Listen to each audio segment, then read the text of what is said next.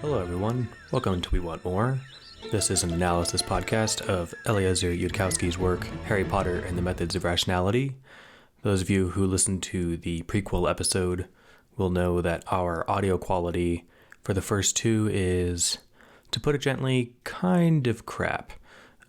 We went ahead and bought two mics, one that we tried for the first two before I had a chance to go through and try editing it, and I learned that it is basically unsalvageable. So we invested in new mics that are 6 or 7 times the cost of the originals, and this is what the new mics sound like. The audio for the first and second episodes will be a little rough. There's popping and some hissing artifacts that were impossible to remove. However, this is what the podcast will sound like going from episode 3 onward. I just wanted to give that little forward, and with no further ado, let's get started. All right. Well, welcome to We Want More, the podcast where I, Stephen Zuber, am going to be discussing and going through the Harry Potter and the Methods of Rationality fanfiction with Brian. Do you want to go by your full name? What do you prefer? We can go by my full name, Brian Deacon. Hello, everybody. Hey, Brian Deacon. So, yeah. We probably don't have to go by the full name all the time, though. No, we're having fun. So this is sort of a work to emulate the project that Matt Freeman and Scott Daly did with We've Got Worm, where they went through a serial fiction. One guest had read it, the other one hadn't, and just sort of a kind of a re-exploration of what it's like to go through this work with somebody who hasn't read it before, guided by someone who has. So I'm the guy who has, and Brian's the one who hasn't. That's true. Cool. Anything else about yourself you'd like to add for our inaugural episode? No, probably just that we're both computer nerds. Yeah, that's true. Which will be shocking to the rest of the perceived audience for this. But. Yeah, we're definitely not the target demographic for a science-heavy Harry Potter fan fiction. Yes. I know, it's a stretch. But we'll see. Yeah. Despite being computer nerds, we had 40 minutes of technical difficulties getting going. But that's why we practice. So. But for lesser nerds, it would have been 2 hours. That's right. So I figured we'd start a little bit about the book itself before we dive into the chapters. So, yeah, broad strokes. It was written by AI researcher Eliezer Yudkowsky with the goal of getting people excited about rationality and the end goal of being able to sow the seeds of rationality in people and get more donors for the Machine Intelligence Research Institute, which is a mouthful, so they shorthand it for MIRI. I think back then it was called the Singularity Institute, which he founded when he was like 21 or 22 or something. And I think also for fun. According to the author, he was just happened to be reading a lot of Harry Potter fan fiction at the time, and the idea for this just came into his head, so he started working on it. He'd written some other short stories in the past, but this was by a mile the longest thing he's ever written. So the longest story he's ever written. What does MIRI do? I didn't look much into it.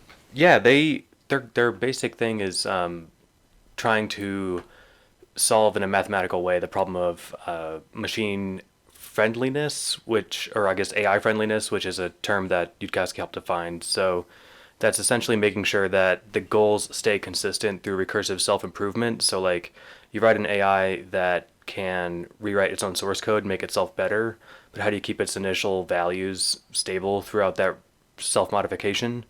It turns out that even mathematically that's an unsolved problem, and I guess in addition to that they work with groups like the Center for Applied Rationality to get more people into this sort of mental space that maybe might be interested and able to help address the issue. But basically, their thing is, hey, we think that friendly artificial intelligence is like one of the most, the most important goal humanity can be working on right now. So that's what they're focusing on. Are they kind of more like think tanky, or are they somebody like handing them a bunch of money and saying, "Hi, go make me a self-driving car"? They are funded. They used to do. Well, I think they still take donations, but they eventually, what would have been a couple years ago, one of their early investors made it huge on the crypto market and funded them solidly for the next few years. So, nice. Yeah, they're not getting money from like the government or anything. It's been all private donations. But it's a lot. It sounds like it's a lot more theoretical than Yeah, like the. they do publish what they do in Yeah. like monthly newsletters, but frankly, I get them, but I don't read them because it's a bit over my head. But I still receive the emails, so we'll throw a note into their stuff here in the author or in the episode notes. But yeah, back to That's kind of cool background to what they're going to start talking about, like how he thinks about thinking. yeah, totally. And I think going into a little bit of background on like who the author is important because while the character of Harry in this isn't like just a mouthpiece for him, it's clearly supposed to kind of be him. Yeah. So I hope Eliezer wasn't this insufferable as an 11-year-old, but um, but I think the You idea noticed is that. that the goal is for yeah the series of blogs that Eliezer or the series of posts that he wrote before this was called The Sequences on a blog called lesswrong.com, which was also his pen name for fanfiction.net. And essentially, Harry has read The Sequences, which is about, I think, the length of the Lord of the Rings trilogy in blog posts that he wrote like one a day for 2 years. Wow. So that's where when he talks about the methods of rationality, that's what Harry's talking about. So that's the author, I guess. The author also has a philosophy on fan fiction, which is you can't make Frodo a Jedi without giving Sauron a Death Star, which I like. Basically, you can't level up the protagonist if you don't level up the antagonist to keep things interesting. I mean, if Both of Frodo, those would be really cool, though. I it want to would see be that movie. it'd be cool, but it'd be short, right? Frodo Skywalker. He would just walk in there, these aren't the hobbits you're looking for, and everybody walk past and throw it in the mountain, right? Um, so that's it would be a fun short story, but it wouldn't be a fun book. But yeah, so there's the other. I guess there's four quick bullet points for the background, which are at the top of the book in the first chapter of what this story is. I don't know if they're worth all going into, but I guess real quick since no one's stopping me. Um, in the author's words, this is not a strict single point of departure fic. There exists a primary point of departure at some point in the past, but also other alterations. The best term I've heard for this fic is parallel universe. I don't read a lot of fan fiction. I've probably read more fan fiction of Harry Potter and the Methods of Rationality than I have of all other fan fiction put together. So take I that was for what thinking it about is. it. I think this may be my first piece of fan fiction to read. Nice. Although that's kind of an amorphous description, but Yeah, I I think think it maybe. might set the bar high. I've skimmed other stuff uh, vaguely, but yeah, it's I read this because it's more like its own separate book rather than I don't know. I guess I'm not really sure what fan fiction classify. I guess I know exactly what it classifies as is, but I don't read a lot of it. So, Yeah. um, all right, more setup. We've got from the author again. The text contains many clues, obvious clues, not so obvious clues, truly obscure hints which I was shocked to see some readers successfully decode, and massive evidence left out in plain sight. This is a rationalist story. The mysteries are solvable and are meant to be solved. I hadn't thought of it. I read that at first, but it hadn't really sunk in until I went back and read that again. I'm like, oh, there's like a thing to find out. Because I Or was just kind of like going, things. right, yeah, things. So that'll now that I got that on my brain. Yeah, it's nice. And I've read, plenty of fiction where some stuff just isn't answered. And, that's not to say, spoiling or not, that this story answers every question that comes up ever, but if it's supposed to have been thought out in a way that if you apply everything that you learn going throughout the book, that you can hopefully solve the majority of all the puzzles that are there. So, And so the big reveal is that Harry is a Jedi. obviously. Well, now we can just skip it. Um, Damn it, he figured it out. This one's also important. All the science mentioned is real science, but please keep in mind that, beyond the realm of science, the views of the characters may not be those of the author. Not everything the protagonist does is a lesson in wisdom, and advice offered by darker characters may be untrustworthy or dangerously double-edged. So, that's the precursor stuff. Yeah, so where do you want to get started? Start at the start. Cool. Yeah. Story opens up in Harry's house. And this kind of sets the stage. It talks about there's bookshelves everywhere and a million different kinds of books. It sets up that his parents, Professor Michael Varys Evans and his wife, Mrs. Petunia Evans Varys. So I not like the Dursley. name. Yeah. Did the name remind you of what's the girl from Big Bang Theory Uh, with her way too long name? Something Farrah Fowler or something. That's what it reminded me of. oh, it sounds kind of like that. Yeah. Yeah. Oh, yeah. It's been a while since I've seen that show, but I know what Yeah. you're talking about. The female Sheldon character. Yeah. Yeah. Yeah. I was wondering if that was on purpose. It's a charmingly silly sounding name. Yeah, I'm not sure where it came from. It doesn't sound like Yudkowsky either, so who knows? Oh, you know what? Evans, I guess, is Lily Evans. So I guess Varys is Professor It's the Michael other guy, Varys. James Yeah. Potter Evans Ferris. In any case, it sets it up right away. Hey, these aren't the Dursleys. There's books everywhere. He's clearly a well taken care of kid. Dad's an Oxford professor. Mom loves him. So this is set up from the first few paragraphs as a strict departure. So Yeah, and I like kind of like when she was describing how she met Vernon Dursley in college, I think, or something, and it was sort of like calling back to like the universe that we know from the books. And it was almost like you're waving goodbye to it, where like, oh look, that whole life she would have had if she'd gone out with Vernon, and now she's like this other person who actually seems like a way nicer person.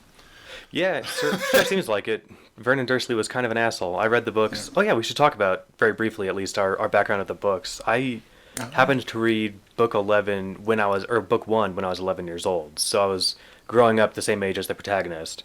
And so I got to read them, young adult fiction as a young adult. And so I read them multiple times as a kid. I loved them. I have very fond memories of them. That said, this sort of has usurped a lot of my trivia and my memory of the original books. So for the most part, I'm like, how did this happen? And I pull like a memory from Methods of Rationality rather than from the canon books. Are they all like muddled together in your brain? Yeah, Like what? for the most part, like it depends on the thing in particular. But I was at a trivia night a month or two ago for Harry Potter trivia at a bar, and I told the guy that invited me, I was like, sure, but most of my memory from the books has been overwritten by this fan fiction. So if you still want me to go, but I think we did okay. We would Yeah, have for done better me, if they it's didn't have a round on the cursed child. So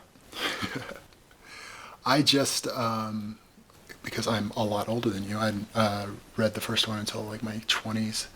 But I had not read the whole series until a little while ago. I'd started reading after I read my daughter all of The Hobbit and The Lord of the Rings, and then we had to move on from there. And Tolkien wasn't writing anything more. So we started reading Harry Potter, and it was actually I still have a video of the first page of any book she ever read was The Boy Who Lived, was that first page. nice. But so I think over a period of about 5 years, because it takes a long time to get through, I think we counted, it's like 1,000,000 words, that we just, about 3 or 4 months ago, we finished Deathly Hallows. Reading out loud. So I have read the entirety of Harry Potter out loud to my daughter. And just recently too. And just recently, yeah. So it took a really long time.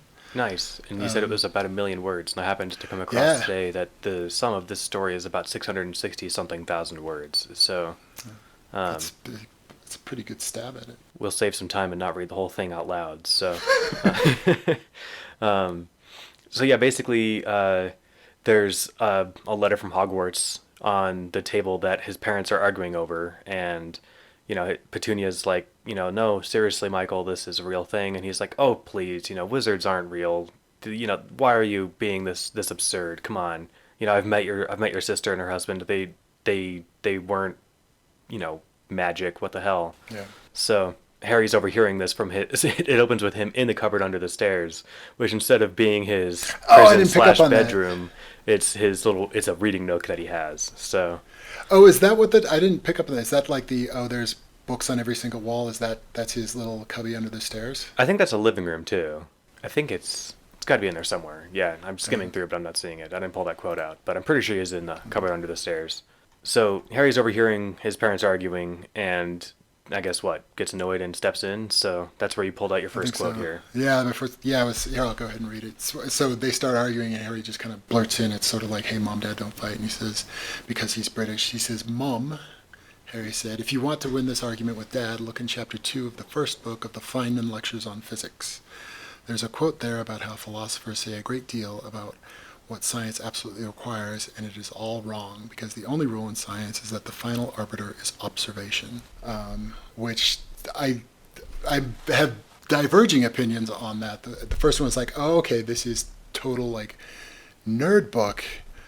So it's sort of like immediately like setting the expectations of like where are we going with like the rationality thing and how are we going to treat magic in here. And I think it is this kind of this paragraph where you first get the idea that like, oh, we're flipping it upside down, like the rational thing to believe in here is magic because that's the thing that's going to end up being true, and refusing to believe in magic is just sticking your fingers in your ears and trying to ignore it. So I like that, and that's sort of like, you can tell like that's setting up the premise for all of this. On the other hand, I'm like, oh, are we gonna like be listening to how old was Harry? 11? Yeah. 10, are we going to listen to a 10 or 11-year-old kid you speaking like a thesaurus? So I'm like, oh, so we'll see. So it was kind of both. I'm like, oh, this could get old real quick. Yeah, I think it's easy to be frightened off by that because, like, yeah, the author's constrained by the fact that he wanted to start the book where the books start. So he's 11, Yeah. but I mean, he like, doesn't want to write yeah. an 11-year-old. So Yeah. Well, and also it's sort of like, it's like a little nerd call out, and just sort of a nice, like, you know, Harry Potter mentions the Feynman lectures. It's both like, hi, this is not the, you know, the Muggle/Hogwarts world that you remember, and sort of like making these sort of really explicit call outs to the things that, you know, us nerds would find neat and interesting. So it was like, I both really liked it. I'm like, oh God, I hope we don't keep this up. yeah, it makes it clear right away that he's scientifically literate, more so than certainly the average kid, but, you know, even the average adult. I guess it's clear here that his mom hasn't read the Feynman lectures. So I think the quote is kind of ambiguous. So he's not saying Feynman was wrong. He's saying Feynman said that philosophers were wrong. Because Feynman would say, no, man, it's not about all that philosophy mumbo jumbo. Yeah. Just do an experiment. So he's not not being so pretentious here as to say that he's correcting Richard Feynman. But yeah, he's not the kind of person who would, you know, see somebody come in and levitate somebody and be like, well, magic's still not real, meh. He's like, no, we'll design an experiment, we'll accept the results. So, but that happens later.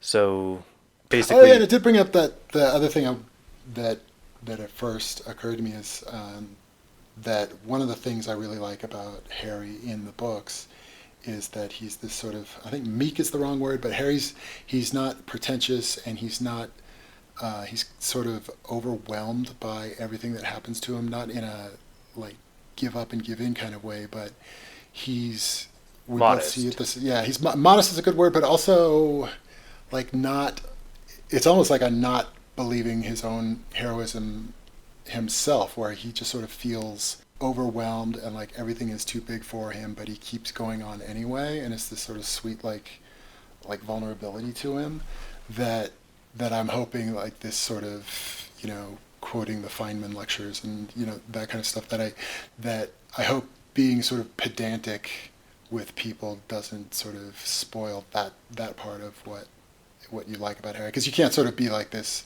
you know, humble, just trying to do the best you can kind of guy, and also tell people like what the right way to have an argument is.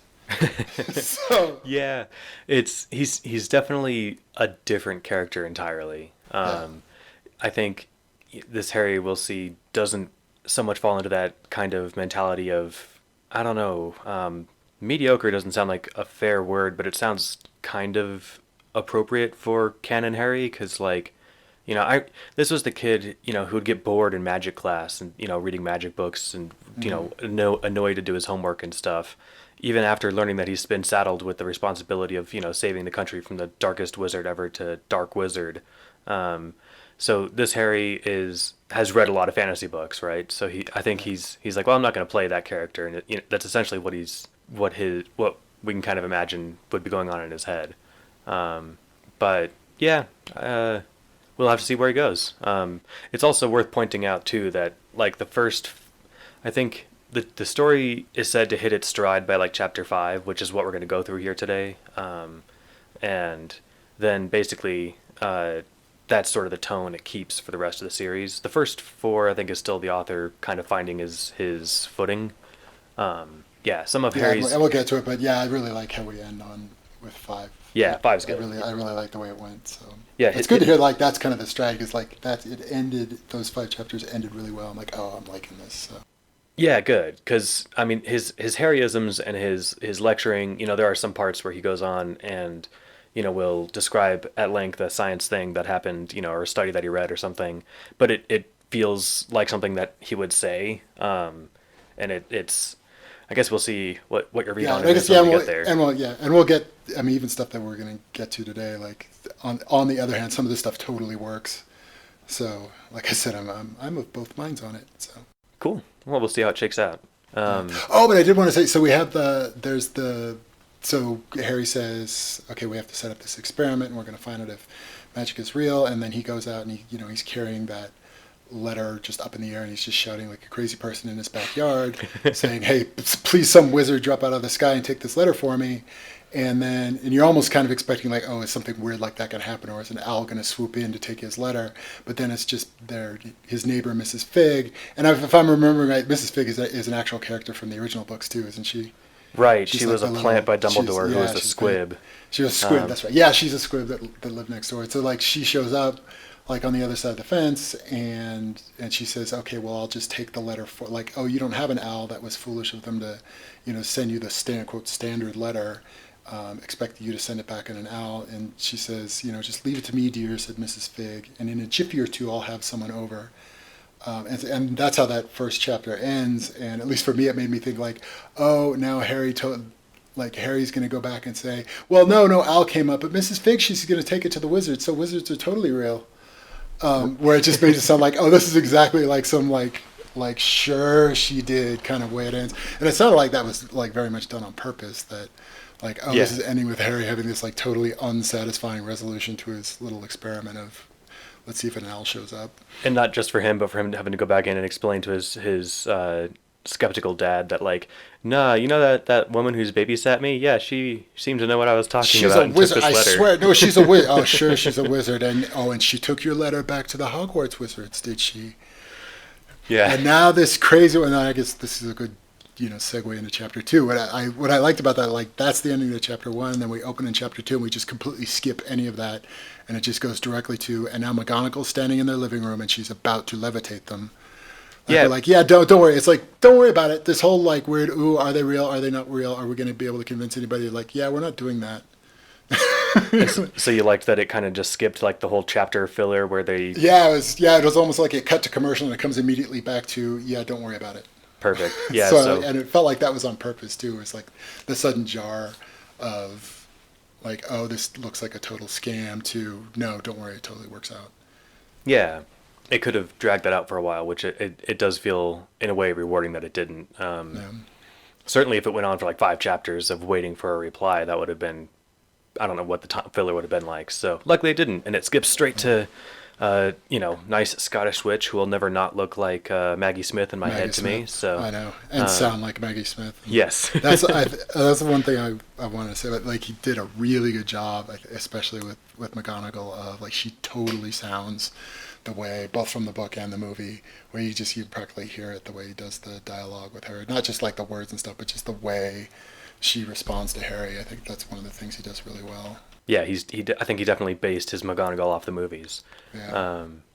So they've already apparently established the preconditions for the scientific experiment they want to run. And Harry says, hey, just to be clear, Dad, if she levitates you and you know you're not attached to any wires, that's sufficient evidence. Fair? All right, that sounds fair. And even this early on, he's still got this like funny level of like scientific paranoia, and she's like, all right, is that sufficient, Mr. Potter? Shall I go ahead and demonstrate? And he's like, sufficient? Probably not. Yeah. But yeah. I like, and this was another one where it works. It's like, it's sort of this intentional, like, clashing of, we're about to do a magical spell to also, oh, let's treat this scientifically. Like that's sort of charming the way those get thrown together. Yeah, and like in the regular version, Harry they've observed magic, a million letters flying through a chimney, and then like a fucking giant knocks the door down and tells him he's a wizard. So it's not unreasonable for him, and he had magic stuff happen to him, like the vanishing glass with Dudley, Yeah. right? So he, in the canon version, I think is ready to accept. All right, yeah, wizard stuff, that makes sense. With this one, he's not ready, I guess, to just have her come in and tell him. Like that wouldn't work. Even though Yeah. it talks about in the first chapter, he has this bizarre sense of certainty. Like he's like, I should have been on my dad's side this whole time, and yet for whatever reason, I feel like this makes sense. So, but that wasn't enough for him. He wanted to have an experiment, and they did it. And she says, "Wingardium Leviosa, Dad floats," and This is hot. Yeah, this doesn't work well as to read it out loud, like, but it's such a. I really liked how she's like, okay, are we going to prove it? And Harry's like, okay, go. And she does Wingardium Leviosa, and like Harry looked at his father, and Harry said, and his father said, huh. And then it was like it doesn't work well to like quote it, but it was such a cool like, okay, now everybody has realized that magic is real, and the grand resolution to that is they go, huh. yeah, So that was really weird, funny. right? It was really well done. And then Like, who'd have thought? yeah, and then Harry expresses like that feels sort of unfairly anticlimactic. Like Yeah. I feel like, and he puts it in his nerdy way of, I feel like there should be some more intense events with updating on a observation of infinitesimal probability, and he's like, well, finding out everything I believe is false, because he's again already a scientifically literate person. So he's like, wait, so you just did that? I don't see like energy coming from anywhere. He's not tied to anything. I guess physics is wrong, huh? And he's like, that should be more intense. And McGonagall offers another demonstration, and he's like, yeah, go for it. And she turns into a cat, and he freaks the fuck out and crashes when he's scrambling backwards. And I'll say, This is a cussing podcast. That's good. yeah, by all I'm means. good at the cussing podcast. Yeah, well, mark it as explicit, I guess. I don't know if the book probably swears, I'm sure. I don't know. In any case, this leads to, I mean, I think you pulled up part of this quote too, Yeah, where he's freaking he out says, over her turning into a cat. Yeah, you violated conservation of energy. He didn't even say the conservation. In caps, capital C, conservation of capital E, energy. That's not just an arbitrary rule. It's implied by the form of quantum Hamiltonian. Rejecting it destroys unitarity, and then you get FTL signaling something, something. Yeah, it was too much. Yeah, and I added that I feel like that's probably my pick for like the worst soundbite in the whole book. Like on a first read, it makes the author seem like he's just making up science mumbo jumbo, which I don't think those things are. I recognize at least half of them, Sure. except for quantum Hamiltonian. What the, yeah. I But think that was on purpose. yeah, and so Yeah. I think it's like the more charitable read, and this is another callback to the guys who did the podcast We've Got Worm and are doing We've Got Ward, like sort of just treat the author as a genius who knows what they're doing until you've read the entire work and then can assess it as a whole. I feel like that's a good charitable lens through which to view something, especially if you're going into it on a good faith recommendation that the author here isn't just flexing, I know science stuff. It's showing that, I guess, A, Harry does know science stuff, and like B, he's freaking out and is trying to convey, like in his panic of freaking out, that he's not just freaking out because he saw someone turn into a cat. He's explaining why that's freaked him out, and he's using all the appropriate science jargon to explain why that should be impossible. And he's like, you can't just do that. And she explains that it's easy, it's just transfiguration, like it's no big deal, because to her it's not. But he's like, how can you turn in, or the she's like, you'd have to be a god. Yeah. Because She's like, nobody's called me that before. Yeah, it's like you're not just Doesn't she levitating say in here something. somewhere? It's like, well, how does that work? And she says, well, magic. Like, He's like, that's just Which a it doesn't. word. Yeah, so magic to him isn't a sufficient explanation for any of this, which I actually really like, because if it's, I mean, you're running into it with the background philosophy of, I don't know, a lot of books just have like magic being, oh yeah, magic is a thing, and magic just does magic. He's like, okay, yeah, sure, magic's a thing, but like it's working somehow. What the hell is it doing? yeah. I kind of like, though, like that's kind of the point, though, is that she says, well, magic and but magic is a thing, not even in the sense of like, oh, don't worry, we're going to wave our hands, like the fictional plot sense of waving our hands, don't worry about it. It's not that. It's like, no, magic is a thing, and we're going to be explaining to you what that means from now on. Where it's, yes, it's real and it's a thing, and we're about to show you. Yeah, or at least we, as in maybe the book. I don't think McGonagall doesn't seem, at least at this point, like she's about to explain like we know how magic works and what it's doing. She just I think she does just take it as sort of a prior of her upbringing. She doesn't see anything weird about it. Like it's just part of being around. Just, oh yeah, you wave your wand, you make these noises, and people float.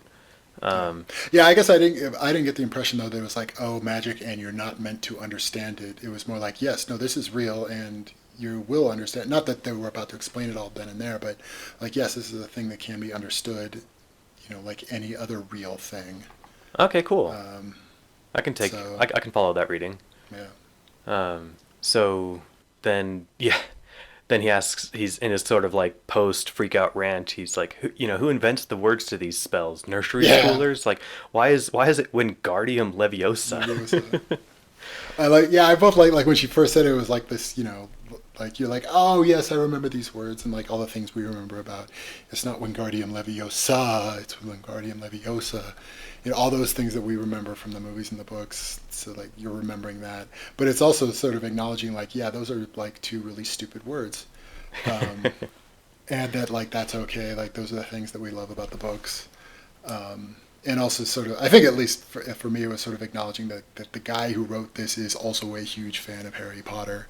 As kind of a way for us to kind of like just share those silly little things. Yeah, for sure. I guess you don't go on and write a 600,000 word Harry Potter fanfic if you don't like the source material. Julia Galef, who used to be president of the Center for Applied Rationality, which works with Miri, she wrote like a short kind of like blurb about Methods of Rationality, and the one sentence that always struck with me is that Yudkowsky takes Rowling's world more seriously than she does. Like she built the foundation, Yeah. and then Yudkowsky's kind of like building on top of it, and not willing just to use standard tropes and kind of run with the intuitive things. So that's mostly it for chapter 2. Oh, except for he mentions his 26, yes, his sleep cycle. pattern. Yeah. Which, yeah, for at least for me, that was, I think, like the first thing I read in here, like, oh, there are things to remember, because it was so weirdly specific. I think we got to give background to people that are listening to this, where he says, Harry has problems in school because he can never sleep, and he's homeschooled, right? Is that what it says? Homeschooled, and his dad's his Oxford tutors come Yeah. tutor him. But so it's just like one of the big reasons he can't be in school is because he doesn't sleep every 24 hours. He sleeps every 26 hours, and so he's constantly off Right. the time. And I think it mentions something about 10 o'clock, 12 o'clock, 2 o'clock. So yeah, it was both odd and also like, oh, we're being awfully specific about that. So you can tell this is going to come up later. Sounds important. Yeah. And so, I think you do get credit for noticing that. He also bit a math teacher because she didn't know what a logarithm was, and that infuriated him. So, but he was 7, so what 7-year-old didn't bite an adult? Sure, we all did. Right. So, yeah, there's a fun, I guess it's a bit of random meta-knowledge about it. The author apparently has like a 24-hour and 15-minute circadian rhythm, which is a lot less severe than 26 hours, but you got to think after a couple of weeks, you're off by, 2.5 hours? Interesting. So a lot of his blog posts are at like 2 in the morning, and I think he manages that now. But I also know that the author didn't finish high school. So he got bored and probably from whatever, sleep condition that he had, finished on his own and, went on to be a still successful AI researcher. So, yeah, so that was chapter 2. You're free to speculate on anything about the 26-hour time cycle. I'm going to... I don't know anything more than you could tell that there was going to be important, but it did occur to me, I'm like, wait, is he a Martian? And I actually Googled him. No, Mars is only like just a few minutes past 24 hours. So. Oh, that's hilarious. Harry is not a Martian. Oh man, that's awesome. The Martian day is like 24 hours and like 24 and a half hours or something. Yeah, and a soul. So that's not it. Yeah, I remember the time difference from when I read the book The Martian. That would have been hilarious, Right. and I'm glad you checked that. That would have been Harry is a Martian. No, he's not a Martian. that would have been a fun twist. Yeah, I guess we need to be tracking a little more like where we are in the plot. I'd like so yeah. After chapter 2, it's the like that wraps up like what the first quarter of Goblet of Fire, where or no, Sorcerer's Stone, where like now he's off to buy his wizard stuff. Yeah, And and that's yeah. So it only takes us 2 chapters to get to that. So yeah. So chapter 3 starts out with McGonagall has taken him to Diagon Alley. yeah, I think the author was eager to get him into the magic part of Yeah. the book as fast as possible. Because yeah, you're right. That was a long way into the Sorcerer's Stone. Well, yeah, and I think that's also kind of one of the things maybe about fan fiction is like we all have read the books, and he knows that like you're not reading this unless you've also read the books. So there's some stuff like you don't have to do all the build up to it. Yeah, that's a Um, good point. This is like I don't know anyone who's read this on its own without having at least seen the movies. Um, yeah, and then this has another time jump. It doesn't show them, scheduling the trip and booking it and whatever. But we know it is close to the end of the summer because McGonagall said that she wouldn't take him to get his stuff until like a week before classes start because she was pretty sure that even without a wand, he had burned his house down. yeah. So a couple months later, And it's interesting now that we're talking about it that it's McGonagall that does this with him, and not like there's no Hagrid at this point. I don't know if we're like there's no Hagrid at all in this universe so far yeah, that's a good point. because it was he did all this with Hagrid in the books. Yeah, I wonder what the intention behind that was. Yeah, Without speculating about anything that I know that you don't, it could just be like the fact that Hagrid can't apparate, and thus McGonagall could get there faster. I mean, Hagrid's a fun character. I think it's certainly in the canon version, like he's your lovable giant oaf who's just good natured and cares about animals and cares about everybody. But like it would be weird to see somebody who's what 10 or 11 feet tall walking down the street and trying to get into your house. So like maybe they just maybe whoever Mrs. Fig yeah. contacted was like, you know what, let's send a human shaped person instead of Hagrid to And it may have just been also that because I really like these interactions with between Harry and McGonagall. Like, it may just be that it worked, as a just as a way to introduce characters. Like, because Harry's sort of like mouthing off to her constantly, and that's sort of it's funny. So I mean, I think it just worked as far as character development, and maybe that's the only reason why. Yeah, it certainly flows better because a lot of their back and forth here is the stern disciplinarian and the strict teacher, whereas Hagrid would kind of just be more easygoing and I guess less resistant. And I don't know if easier to bully is the right way to put it, but maybe. So Yeah. yeah. All right. Oh yeah, So and then it brought into one of the first things I noticed in this chapter is like so that as they're walking through it, like Harry's just about to like wander off into a bookshop without even saying anything to her, and he says because when you walk past a bookshop you haven't visited before, you have to go in and look around. That's the family rule. And McGonagall says that is the most Ravenclaw thing I've ever heard, and that made me prick up. I'm like, whoa, wait, are we doing that? Like, is he going to be a Raven? I don't know anything yet, but it's like, oh, is he going to be a Ravenclaw instead? And so I thought it was cool that okay, we're not following, this isn't going to be the same Harry. And then I think later in this it's that like he starts making friends with Draco. I can't remember if that's this chapter or not, that's but in it's chapter 5, but yeah, it's in this chapter section. 5. Yeah, Yeah, so they're still setting a lot of the ground for this is not Harry Potter or Harry James Potter, right?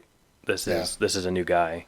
Um, and yeah, it's interesting. There are divergences throughout especially the early setup, which hit me as jarring too, because you really affiliate Harry with the virtues of Gryffindor and stuff, but not necessarily, I guess, this Harry. So the other things I guess that happen on their way to or I guess go to the bank, but before they do that, they're stopped by people at the bar. Oh my God, it's Harry Potter, and Harry hadn't, this is again just like in the canon version, he hadn't yeah, been exposed to his celebrity status yet. But of yeah, course, he has this funny line that I like where, it's like, Harry Potter, what an honor. And Harry blinked and then rallied. Well, yes, you're quite perceptive. Most people don't realize that so quickly. um, so he does he get an explanation yet of why that guy I wanted think to that shake his hand? happens, yeah, because that's where one of the other things I pointed out in here. Yeah, so McGonagall's explaining to him. I don't know if we just get sort of told that yes, she does explain it to him, but because she's explaining to him about I think he asked like, well, why didn't anybody stand up? And she's like, yeah, well, everybody thought somebody else was going to do it, and then Harry goes into his whole little thing about the bystander effect. Which was, again, it was sort of like, okay, we don't need, like, that was not relevant to what's happening right now, but I guess we're going to be told. I should pull it up. But so, because Harry says, oh, the bystander effect, thought Harry, thinking of Latane and Darley's experiment, which had shown that you were not merely likely to get help if you had an epileptic fit in front of one person than in front of three, diffusion of responsibility, everyone hoping that someone else would go first, which is totally true and totally what was being explained, and I totally didn't need that mansplained to me. Harry explained. By Harry. Harry explained. It was another one where it just seemed like, okay, that was too much all at once right there. Yeah, I can totally see that. I think, especially so like she's explaining that, there were like 50 people that, were terrorizing the country, however many Death Eaters there were. Yeah. And everyone else is afraid to stand up and oppose them. And then he puts it in the context of what he understands. He doesn't know about magic wars. He might not even know that much about Muggle wars. But so he's thinking, okay, yeah, I remember reading about that experiment where if you have an epileptic fit in front of one person, they'll actually go for help. But if you do it in front of three, they don't want to look like they're panicking in front of each other or they're waiting for someone else to do it or whatever, that diffusion of responsibility. So he does do that, and I could totally see how it's off-putting because I guess it's also in parentheses in the book. So Yeah. it's sort of like in his own head, but as an aside, he's just thinking about, oh yeah, I can contextualize this in the framing with something else I already know about. But it does also set Harry up as somebody who's going to try and relate everything that he's learning about magic and magical Britain to stuff that he understands from his history of not just math and physics, but also cognitive psychology and stuff. But let's see. Oh, he doesn't get the. Does he get the full explanation at this point? I think maybe he's sort of like we don't sit through him getting the explanation, but I think it's that we get told that yes, and now Harry gets the full explanation. No, it does. It talks about how the Dark Lord came to Godric's Hollow and they would have happily died because they were heroes, but they tried to protect you. And she explains how the killing curse works, where it's formed of pure hate and strikes directly at the soul, severing it from the body, and it can't be blocked. And whomever it strikes, they die. But you survived. You're the only person ever to survive. It rebounded and struck the Dark Lord, leaving only the burnt hulk of his body and that scar upon your forehead. And that was why people want to shake your hand, because you killed him. And so then there's this part where somewhere in the back of his mind was a small note of confusion, a sense of something wrong about that story. And it should have been a part of Harry's arts to notice that tiny note, but he was distracted. For it is a sad rule that whenever you're most in need of your art as a rationalist, that is where you're most likely to forget it. Yeah, and that one stuck out to me too. As like, well, I guess we was being told that it should stick out to us. As like, okay, this is something we have to remember, that this is going to be significant later. Yeah, and it is even just from what Harry knows about how the one sentence explanation of how he understood about the killing curse works and how all this happened. Like, so it explains why people want to shake his hand, but it doesn't really explain what happened. There might be other stuff that he should be noticing and promoting to conscious attention from his small note of confusion, but that's part of it. It's like that didn't really answer. That answered why people want to shake my hand, but like not what the hell happened, right? Yeah. So feel free to. I think I already gave you my speculation, but feel free to speculate wildly on anything that you think be going for there. It didn't. It really just sort of stuck in as, okay, we need to like put a pin in this and remember. So it didn't make me, or at least it wasn't enough information for me to go on and like wonder, okay, what did that mean? But it was just, okay, we need to remember that there's something off about why did the killing curse not work. So it's just sort of like, oh, okay, remember this. Cool. Like in the Telltale games where it's like they will remember that. Yeah, and I said it's like dum dum dum. There's something to this later. Yeah. But then we get to the next part when we go into chapter 4. And I keep going off about how the off-putting like little we're gonna run off and be pedantic little condescending guy except that we totally do one here where I loved how it worked. Nice. I guess we should give the background. So that chapter 4 starts with how do you say his name? Eliezer. Eliezer. The Or Eliezer. It's- Where he says like, oh, the relative value of galleons to knuts. How do you say that? But he was saying like, oh, it's not consistent in the book. How much is a galleon worth? How much is the other thing's worth? And my first thought was like, oh my God, who cares? And because it's just sort of, among the many things that you're just supposed to suspend disbelief about. And so yes, on the one hand, that was my reaction to like, oh, let's just stop worrying about these silly little things. But then it goes into as Harry, so we should, say what was happening again. So Harry gets, taken to his vault where he's shown the, piles and piles of Scrooge McDuck coins that are now his. And then there's this part where he's sort of like just trying to figure out like how does all of this work, so he's been told like, okay, all of this silver, all of this gold is yours, and he's asking Grip Hook, so is it just because it's silver? Like if I came in and brought you a pile of silver, would you turn it into money and that would be fine? And I think basically Grip Hook was saying, yeah, we might charge you a little bit of money for turning it into money, but basically silver is silver, gold is gold. And so then this is the part that I really liked. So Harry says, so not only is the wizarding economy almost completely decoupled from the Muggle economy, no one here has ever heard of arbitrage. The larger Muggle economy had a fluctuating trading range of gold to silver, so every time the Muggle gold to silver ratio got more than 5% away from the weight of 17 sickles to 1 galleon, either gold or silver should have drained away from the wizarding economy until it became impossible to maintain the exchange rate. Bring in a ton of silver, change to sickles, and pay 5%, change the sickles for galleons, take the gold to the Muggle world, exchange it for more silver than you started with, and repeat. So after me saying all of that, I'm like, oh, why are we worrying about the, consistency of, how much is a galleon, how much is a sickle worth? Now Harry's like running through all of this saying like, oh, you could totally scam the system and like you could go get some silver and turn it into money and buy galleons and turn it into gold and take it back. Like all of that, like that totally worked for him. I'm like, yeah, that's cool. I mean, always think so much cool is like, oh yeah, that would be so neat. Yeah, and that's I think what the author's note at the top about the discrepancy of how much galleons and silver are worth was he was like, hey, so I'm going to just pretend they've been consistent for the point of this book, even though they weren't the regular ones, but whatever. So it sounds like nitpicking. But and it was neat to watch Harry like you're sitting there, you could see like the little gears in his head turning. He's like trying to figure out how could you game the system. Right. I think probably, at least especially for us like computer nerds, like this is exactly how we would think about it. It's like, oh wait, if I exchange this much and the other thing, like, oh, I could like, have a side hustle on just, exchanging money at Gringotts. Which is like totally, maybe it's because it's supposed like it's a totally silly idea to be having, but it was sort of fun because it was silly. Oh no, it's hilarious, and he even he has that line about, he's like a competent hedge fundee could probably own the whole wizarding world within a week. Harry filed away this notion in case he ever ran out of money or out of week free.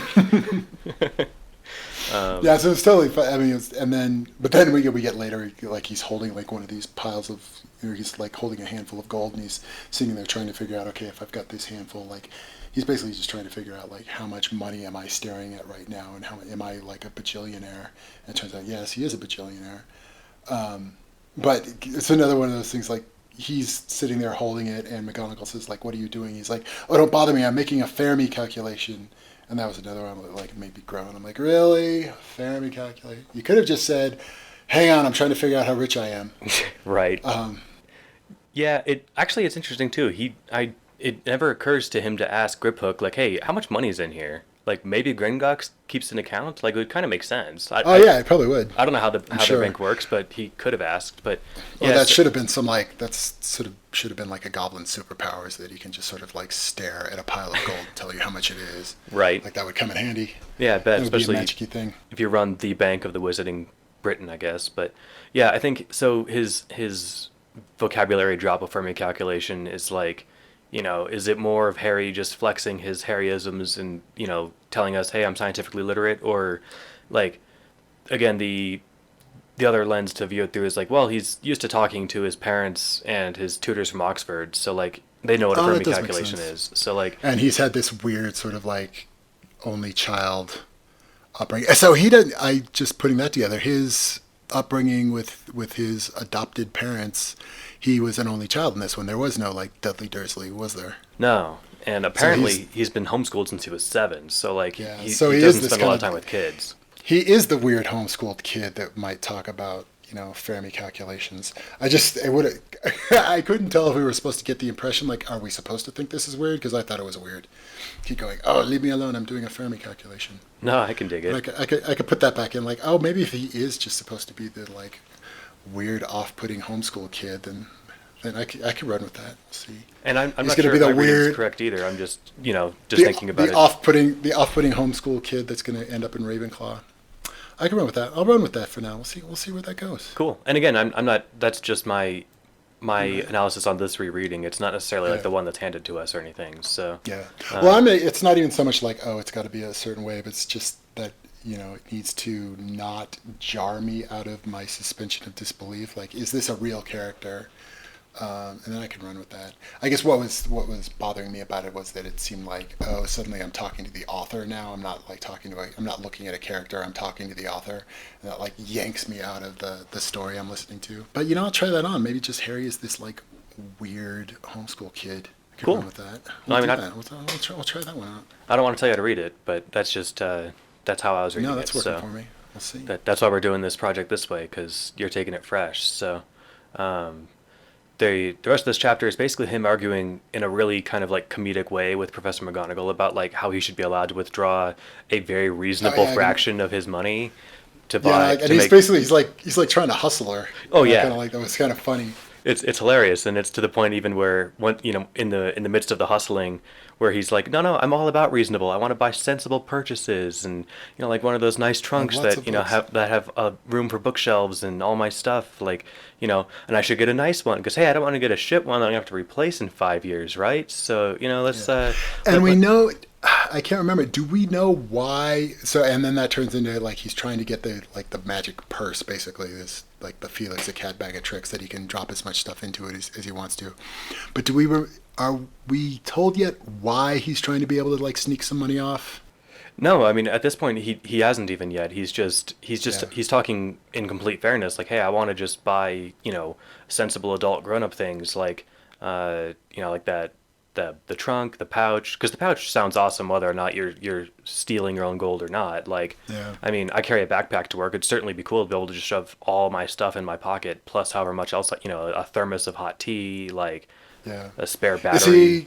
Because we do, maybe I just don't remember where it broke down in the chapters, but somewhere in these 5 chapters we see that like Harry is trying to get the magic, not just the giant magic trunk, but he wants like the little magic. What do they call it? Like a moke bag or something? Yeah, moke skin pouch. I'm not sure what that reference is to, but like he's got an ulterior motive that he wants to get this thing, and he's using it like he's trying to sneak some extra money into it. But I guess we don't get told yet why. So it's clear he's got like a specific goal he's heading towards beyond just like, oh, he wants some extra money. But are we told what that is yet? No, like in the order of how it happens, he actually just wants that pouch because it'd be super cool to have. And then, so when she acquiesces to letting him have some money, then let's see, when does he freak out? At some point, so he already wants the pouch, and then he gets startled by, I think her, shooting him this death glare about, why would you play the part of the grumpy grown-up when you could... just look at my childish, innocent face, and I want to buy books. That's the most noble of all possible causes. And then she gives him this scary look, and he squeaks and falls back, and then trips over a pile of gold. And so the moke shop isn't until the next so he had already chapter. Yeah, he had already lobbied successfully to get the pouch, but then he falls back into this pile of gold, and that's when they end up leaving the bank, and then we learn in the next chapter. It seems pretty clear though, like he's got some kind of end goal in mind, but I guess we're not told yet what it is. Like it's not just like trying to steal money for the sake of stealing money. He's got something he wants to do with it. I think, the pouch I think he was just lobbying for because it's a super cool thing to have. As for why he stole money, that you're right. As far as we've read so far, there's not an expressed reason why he did that. Other than maybe. But we know that there's a reason. It's not like we know it's not just greed. Like he's got something in mind. Yeah. So I guess we don't know yet what it is. And I think my read of this point so far is he's just like it makes a lot of sense for me to have some extra money. Like, who knows? That could come in handy. Maybe there's something that he saw that he secretly wants to buy or something. But my read of just the first 5 chapters on its own is like, look at I've got a mountain of gold here. Can't I just take some with me in case I find something that I want to buy? But yeah, so then they leave the bank and Oh, and he gets stopped again by somebody going, "Oh, are you Harry Potter?" right. And he's like, "I don't know. People said maybe I'm not. Maybe it's all a scam." And he's like, "No, because McGonagall says you're the Harry Potter," and then he says like, "Well, she could be in on it too." Like, and he's as like he doesn't like really believe that, but he's just kind of being a smartass. I think this is the beginnings, and this is kind of what like when you're saying like this is where it finds its stride. Like if this is the stride it's finding, then I'm really liking it because like you're starting to see this like smartass Harry, which is kind of not at all like the Harry from like I started calling him like capital O original Harry.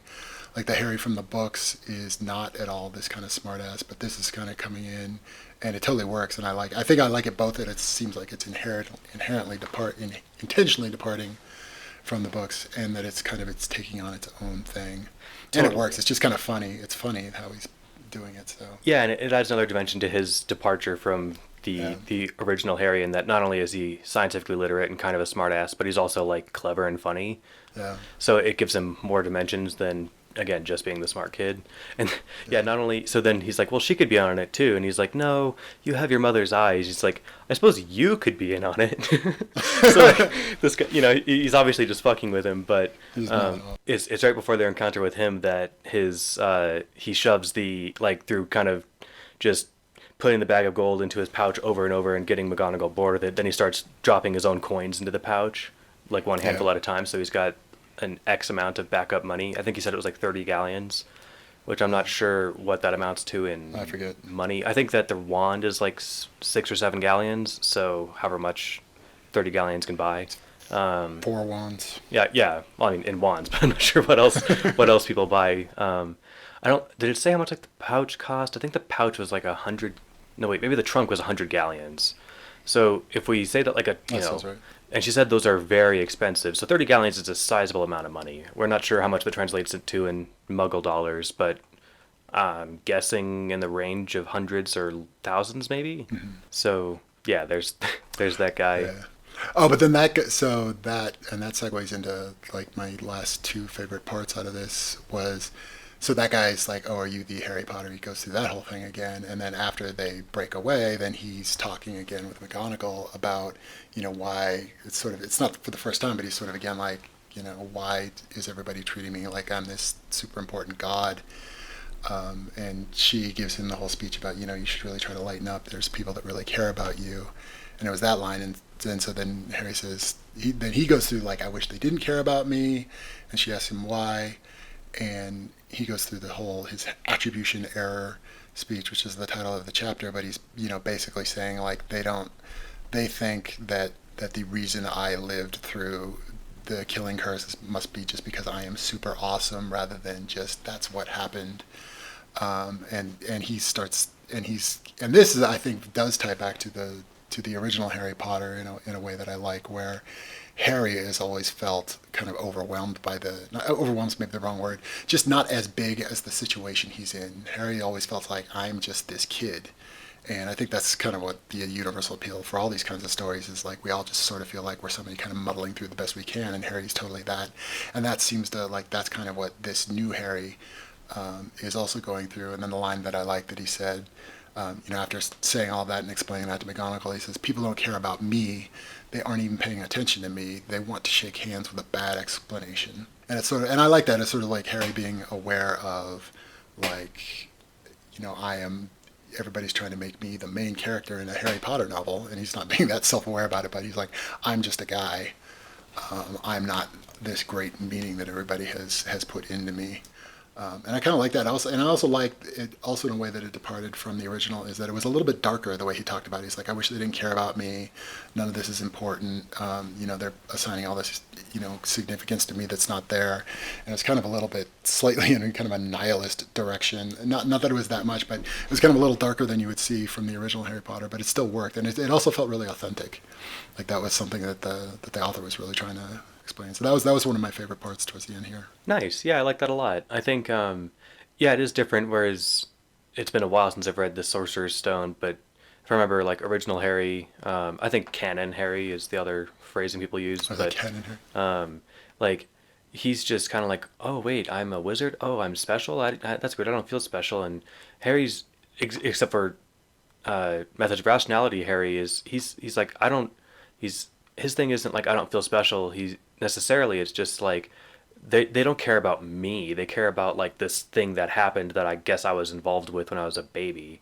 Yeah. And I think that's you're right. It's a different take. It's not saying like, well, I'm not responsible. Like it is. It's saying that, but it's also saying it's like he's pointing out kind of like how they're misappropriating their gratitude, right? Yeah. They're just And like, he's like looking right at it. I think in the original books, Harry just it doesn't speak to it so directly, but he's like, he's looking right at it. He's like, I am not the guy that they think I am. nice. Okay, yeah, I like that.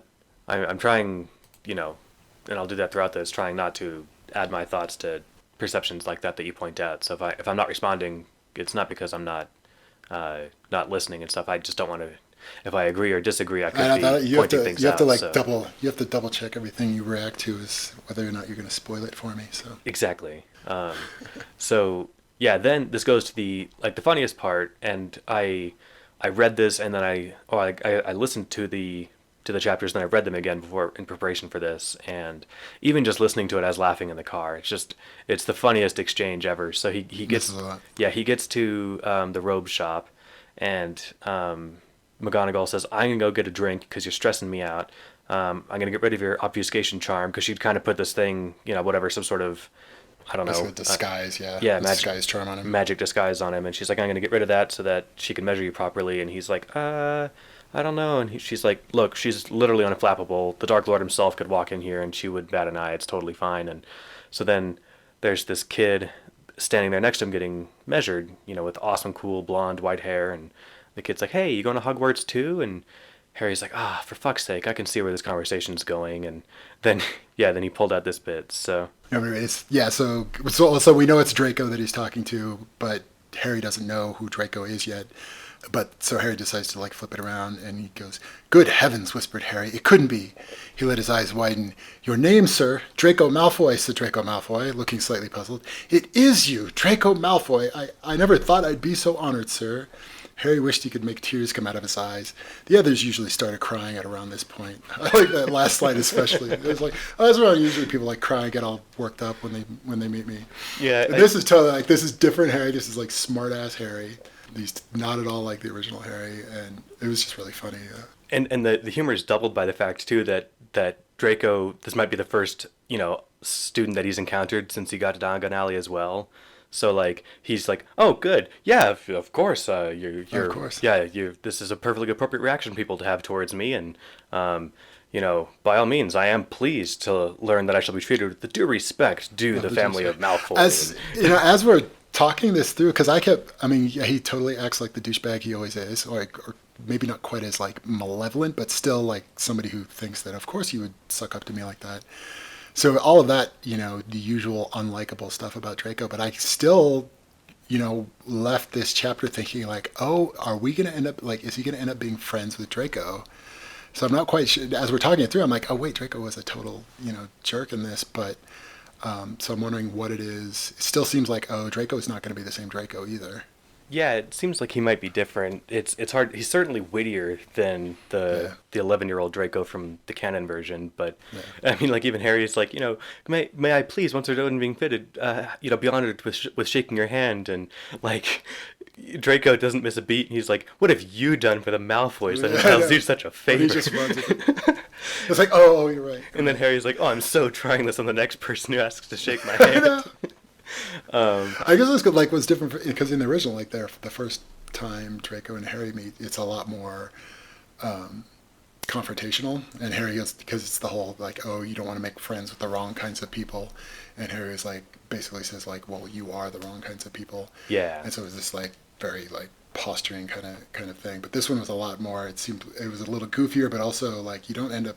At least for me, I like didn't walk out of this hating Draco as much as I did in the original book. So Yeah, same here. You point out too, because you're right. In the original version, Harry says like you're the wrong sorts of people, which reminds me that Harry is in the original version is remarkably well adjusted for his upbringing. yeah, He yeah, was raised in a closet, and it didn't seem like he had any friends. yeah. He didn't really go outside, and like Beaten by his abusive older brother. I'm not sure if it's yeah abusive older brother. I'm not sure if it's explicit that Vernon Dursley abused him too or not. But like if whether he was hit or not, he was shoved in that closet. So like Yeah, for him to be like, no, you're an asshole, and I recognize that. That was actually a good solid character moment for original Harry. yeah. But then this whole exchange culminates in like uh, when God when Draco realizes that it's Harry Potter and Oh he yeah. turns it on him and he's like, "Oh It's my like, glad God, to I'm meet so you. pleased to meet you." And he's like, "Oh, Harry shut up." Potter, pleased to meet you. Yeah, and he's like, "Oh, can I have your autograph?" "No, wait, a picture." And he's like, burst into flames and died. And he's like, "But you're Harry Potter, the glorious savior of the wizarding world, everyone's hero."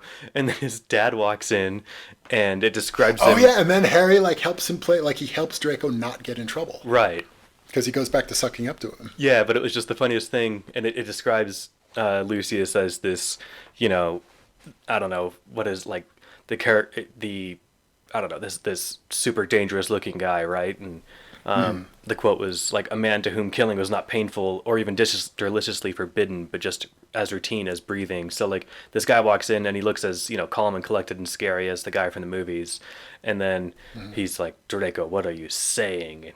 And Harry, in a moment of sympathetic panic, he forms a rescue plan, and he's like, "Oh my God, Lucius Malfoy! I can't believe it's you!" And then McGonagall walks in, and she's like, "What the hell are you saying?" Oh yeah, they're like Jesus Christ. And then it's also funny because then Madame Melkin, the robe shop owner who McGonagall was assured was unflappable, collapses in laughter Yeah, when she asks cracks like up. what the hell happened, and Harry is like, "I can explain." She's like, "No, don't explain.